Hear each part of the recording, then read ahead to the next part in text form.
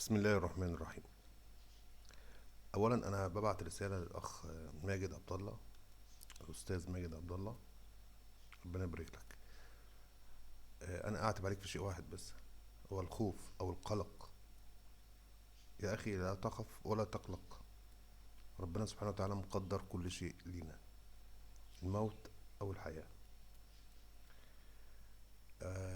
بالنسبه لاكبر فتنه شهدها المسلمون بحق هي المغول. لو كل هيقعد يتخيل شكل الموقف وازاي ان المسلمون، يعني كان بيوصل ان المغول يقول للمسلم انتظر اجيب سيف واجي اقتلك. يعني هو عارف انه هيموت ومع ذلك خايف انه يتجرأ على هذا المغولي. فكانت فتنة عظيمة جدا جدا جدا جدا وللكل. فضل ربنا سبحانه وتعالى ان انتهت هذه المأساة في مصر، رغم ان انا طلع ميتيني في مصر ومتبهدل، معرفش ايه الاسباب يعني. حتى لما دخلت في السياسة ما كانش مزاجي، كان هما هنا في مصر اللي دخلوني في هذه السياسة للأسف الشديد. وكانوا يظنوا برضو ان انا مش حاضر ان انا اقف لهم بالكلام، رغم ان انا بتكلم بس. لكن لما وقفت لهم برضو خافوا واذوني وسموني اكتر من مرة. اي نعم ليس بسم قاتل، ولكن كتهديد رهيب. وما زلت لاخر لحظة اثق في الجيش المصري وبوجه له نصيحة. الوقت ده مش وقت ان مصر يفضل متحكم فيها اي حد. على الجيش المصري انه يختار ان مصر ترجع بقوة تاني زي الاول، قوة محاربة قوية، ولا نفضل موقوسين ومتبهدلين حتى مش عارفين تتخذوا قرار سليم نقف مع امريكا اللعينة، اكبر عدو للعالم كله اصلا بمشاركة الصهاينة، ولا نقف مع الجانب الروسي. رغم ان هناك اتفاقيات ليس لدي علم بهذا يعني، ولكنه احتمال بنسبة 99% كمان ان هناك اتفاقيات زي مثلا تسليم اجزاء كبيرة من اوروبا عشان ترجع للاتحاد السوفيتي السابق، في سبيل ان هي ما تتدخلش لا في غزة ولا في غيرها. تدمير اوروبا لاجل روسيا. رغم ان انا يعني ده ان كان ده صح يعني او التخيل ده سليم، ف ده مجرد احتمال يعني. رغم انه هيبقى لعبها الرئيس بوتين. انا بقول الرئيس بوتين انا بحترمه جدا يعني للامانه يعني. ف رغم انه هيكون لعبها الا انه في الاخر يعني، ومن غير ما يزعل مني، انا هيندم في الاخر برضو لو استمر على الوضع ده.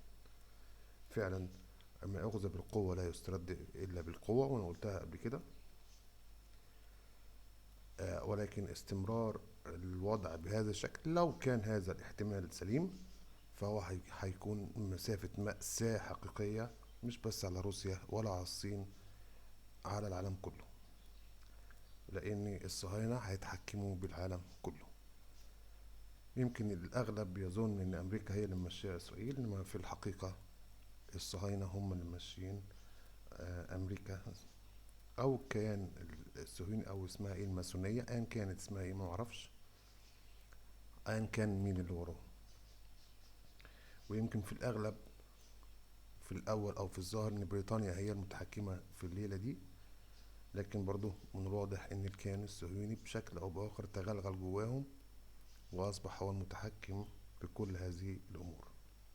حتى إن العالم كله ممكن يتبهدل لمجرد السيطرة على أهالينا في غزة.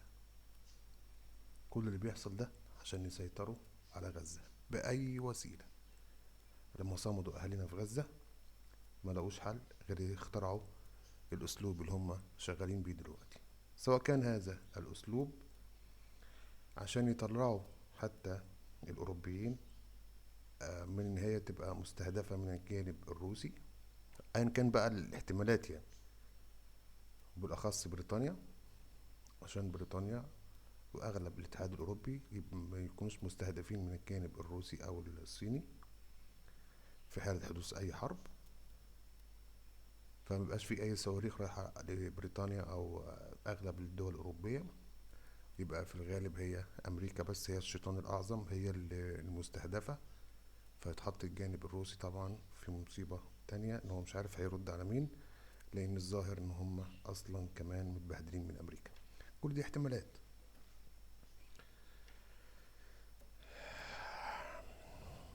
بحيي الجانب الإيراني. أنا يمكن زمان من كام سنة كنت ضده في 2022، لغاية لما برضه في 2022 لغاية لما شفت فيديو الأخ إن ما ينفعش إن أنا أكفر الشيعة لأنهم مسلمون، وأنا استغفرت ربنا وتبت إليه من هذا الموقف وقتها. أحيي الجانب الشيعي أو الإيراني، خاصة بعد ما عرفت إن هم حرموا سب أمهاتنا والصحابة. فكان ده موقف يعني محترم جدا جدا، وكان المفروض إن ده طبيعي أصلا، لأن دول أمهاتنا بنص القرآن. أزواج النبي عليه الصلاة والسلام هم أمهاتنا. أمي يعني لو كنت أنا عايش في وقت أي من أمهاتي كان ينفع إن هي تحج وتعتمر، لأنها أمي، مع أي مسلم، مش معي أنا يعني، مع أي مسلم، لأنها أمه حقيقة بنص القرآن. هؤلاء هم أمهاتنا. أنا مش عارف لو أنا في التفسير دوت إن أنا سمعته قبل كده، لو كان خطأ فأنا أستغفر ربنا سبحانه وتعالى وأتوب إليه، ويريد حد يعقب عليا لو كان الكلام اللي أنا بقوله ده غلط. تمام. فأنا أحيي الشيعة، وبقول الترومبيتا دوت العبيط المجنون، أو اللي هو بيستهبل وزي ما تيجي معاه يهدد ويخوف، واللي تقع في ايده هيخاف اهلا وسهلا بيجي في حجره، واللي مش هيخاف او نهدده بطريقة تانية. يبتدي فنزويلا يخوف، يبتدي مش عارف بايه، وممكن بالفعل يخش اي حرب في اي حاجة باي طريقة عشان يخوف ويجبر كل اللي حوالين هم يخافوا. فانا بقول لاستاذ ماجد عبد الله ما تخافش، ما ينفعش تخاف. احنا هنموت دلوقتي، بعد دقيقة، بعد 100 سنة، محدش يعرف احنا هنموت امتى ولا ازاي، شهداء او بطريقة عادية. وحتى لو بطريقة عادية، هل هنحتسب عند ربنا شهداء او لا؟ احنا مش عارفين. بقول لكل المسلمين افتكروا ان انتوا هتموتوا وهتقابلوا ربنا، وانا اولكم.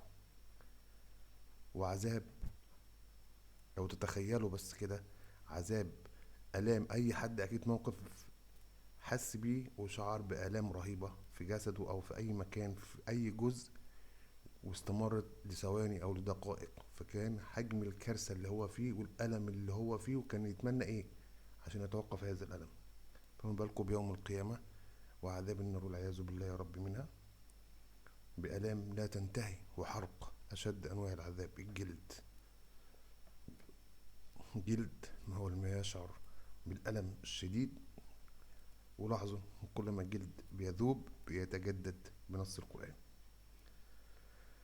ألام لا تتوقف ولا تنتهي في نار جهنم والعياذ بالله. فأنا بفكرهم وبقول لهم افتكروا الموقف ده، كلنا هنموت، افتكروا ان احنا هنموت ازاي وفين وما نعرفش، ملناش دعوه، لان احنا مهما نحاول مهما نعمل من اسباب محدش يعرف هيموت ازاي وفين ولا الطريقه. واللي مقدر لنا مكتوب، وهنا في اللي مقدر لنا مكتوب لا محاله، ولكن في اسباب احنا بنعمل ساعتها بقى بالاسباب. وما قدره ربنا سبحانه وتعالى فقد شاء ربنا، وما قدر ربنا خلاص انتهى. قدر الله ما شاء فعل. نرضى بقضاء ربنا في الخير والشر. وهؤلاء هم المسلمون عامة يعني. بقول لروسيا لازم تقفوا مع العالم الإسلامي والمصريين وتحاولوا توجههم للطريق الصحيح. الرئيس بوتين انا مع الجانب الروسي، بقول لامريكا انت عدوة مش بس للعالم الاسلامي، للعالم كله دلوقتي خلاص، مهما هتعمله انتهى. اما التكنولوجيا فانا ياما حذرت منها زمان، حذرت من موضوع التكنولوجيا والاستخدامات اللي هتتبنى عليها، ومنها اسلوب الاقناع. ولذلك فانا حذرت وقلت حضرتك ما تقتنعش غير باللي عينيك تشوفه، حتى لو كان اللي في دماغك او تفكيرك لاي حاجة هتحصل هي الحقيقة، فلازم حضرتك تقتنع باللي عينيك تشوفه، عشان ما تدخلش في وهم او صدمة او تأثر على امن مصر والمسلمين عامة يعني. لازم تقتنع باللي عينيك تشوفه، مش باللي في دماغك شايفاه او باللي بيتهيأ لك في دماغك، حتى لو كان اغلبه بيطلع صح. بقول للصين انا مش عارف، يعني انا وانا صغير كنت بعزكم وبحبكم، انا بحب الصينيين، كانت حتى انتوا عارفين الشباب في سن الصغيرة، انا في اعدادي وثانوي بالاخص كنت مع اصحابي بنحب الكونغ فو بتاع وصين ومعبد شاولين، وعاوزين نروح معبد شاولين نتمرن وحوار كده، انت عارف شقاوة الشباب، ويعتبر اطفال مهما كان برضه. فكرهتكم لما وقفتوا للمسلمين وعذبتوا المسلمين، وكان ده شيء سبحان الله، يعني ده اصلا اللي بيعملوه اليهود والصهاينة، او الصهاينة عامة، او الكيان الصهيوني والامريكان، هم اللي كانوا بيعملوا على تشويه المسلمين، فالمفروض ان انتوا ضدهم. فبشكل او باخر، عشان كده بقول برضو احتمال كبير هناك في اتفاقات غير معلومة، غير معلومة او معلنة. فانا بقول للصينيين لو كان في بالفعل اي حاجة هناك للمسلمين بتحصل لهم، فريت التوضيح في الامر ده، لو كانت انتهت المشكلة ريت التوضيح في الامر ده، لان مش عشان خاطر الصينيين واقفين لامريكا اللي انا بعتبرها العدو الاكبر للعالم كله، انا هقف معاهم عشان كده، لا. ما تجوش على المسلمين، ما تجوش على حد اصلا. يعني انا من المؤمنين بالديانات السماوية، ولكن انا اعلم ان في ديانات تانية هناك في الصين، ولكن هي بلدكم وانتم احرار، ولكن لا تؤذوا المسلمين، لا تؤذوا اي احد بقى. يعني خلاص، مش بس سيبوا كل واحد بقى عندكم بيعبد ربنا زي ما هو عايز، هو حر، والمسلمون كمان. أتقتلون رجلا يقول ربي الله، واحد بيقول ربي الله أنا مسلم، تقتله، يبقى أنت عندك مشكلة، ضعيف وخايف من لا شيء. وهذا هو الاعتقاد الحقيقي، ان انت شايف ان هو صح، فانت عايز، مش عايز كده انت. نفس الكلام اللي كان بيحصل من المسيحيين مع اليهود قبل الاسلام، كانوا برضو يقتلوا المسيحيين الناس والكلام ده طبعا، لانه الدين حقيقي انزل. تقتلون رجلا يقول ربي الله. ولذلك فالصينيين انا اتمنى ان هم يرجعوا عن كده، ولاحظوا ان حتى الامريكا ما بيقولوش ان الصينيين بيعملوا حاجه او بتاع، وده شيء عجيب جدا يعني. فاتمنى فعلا يكون ما فيش اي مشكله بالنسبه للمسلمين. الرئيس بوتين الوحيد اللي دافع عن المسلمين على فكره، حتى لو كان كده وكده يعني زي ما بيقولوا، لانه بيدافع عن المسلمين. وعشان كده انا بقول اللي بتشوفوه بعينيكم اهم من اللي في دماغكم، هذه هي الحقيقه. آه، اسال ربنا سبحانه وتعالى ان يهدي الرئيس بوتين والروس الى الاسلام، مجرد دعاء، ولكنه أهل دين أنزل من عند ربنا سبحانه وتعالى، المسيحيين وحتى اليهود كلهم دين سماوي. ولكن الصهاينة ليس لهم دين، ليس لهم دين. فأنا أقولها صراحة يعني، هنا في مصر عليكم انكم تقفوا وقفة رجالة. هنا بقول للجيش المصري اللي هو اصلا انا بعت له شكوى من اللي بيحصل معايا هنا في الامن الوطني، ان الامن الوطني اصلا محاصرني بشكل رهيب جدا، اكل وشرب وحياتي ما مش عايش حياه طبيعيه. آه وارجع ادعي تاني على عماد العمدة في قناة الشرق. طبعا انت عارف يا عمدة مش هنساك للأسف، لأنك رجعتني أنا وابني من تركيا بسببك، وأزمة كانت كبيرة جدا جدا بسببك. رجعت مصر وابني أمه أخدته، ولغاية الآن ما بعرفش أشوفه. شفته مرتين أو ثلاثة بالعافية، ما بعرفش أخرج معاه، ما بعرفش أقعد معاه، ما بعرفش أخرج معاه لوحدي. حتى لو قلت لك إن أنا ما بقتش عايزه. خلاص ابني كبر دلوقتي أهو، عدى 3 سنين وداخلين في 4 سنين، وكبر مرة واحدة من غير ما أشوفه. متحسر إن أنا مش قادر إزاي ابني كبر وأنا مش جاي معايا خلاص، للأسف الشديد. وابني التاني مع امه انا ما شفتوش اصلا، فما كانش مش مشكله معايا بالنسبه له. انما ابني بسببك يا عماد، يا بحيري ولا يا عمده، مش هنسالك الموقف ده لغايه لما تعتذر يا عماد يا بحيري. انا مش عايز فلوس، بس تعتذر، يا تعتذر علني، يا اما انك تجد طريقه سليمه للاعتذار عن الموقف ده، صراحه موجه ليا كده باسم علي العطار او علي محمد العطار. المهم، استاذ ماجد عبد الله، ربنا يكرمك ويبارك لك.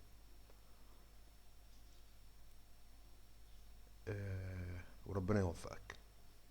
بس انا مش عايزك تخاف، لان زي ما بقولك المقدر مقدر، واللي كاتبه ربنا سبحانه وتعالى هيكون مهما كان. لا تخاف. بل لو عايزين حرب، امريكا هتهدد الناس وبتخوفهم بالحرب، اهلا وسهلا نحارب. انا بقول لك انا هنموت امتى وازاي ما نعرفش، فما تشغلش بالك من موضوع الموت ده خالص، والكل لازم يعرف الحته دي. ثم احنا عارفين ان الدنيا هتتقلب في النهايه اصلا، والشمس هتشرق من الغرب، عارفين الكلام ده. وعارفين ان الدنيا هتتقلب قلبة وحشه جدا جدا، وهتحصل حروب جامده جدا جدا، احنا عارفين. فعشان احنا مؤمنين بالله فعادي، مش خايفين. واسال ربنا سبحانه وتعالى ان يبلغني رمضان ويبلغكم رمضان، وان يجعله شهر مغفره لي ولكم، وان يعفو عني وعنكم، ويرزقنا رحمه عظيمه كبيره. اللهم امين يا رب.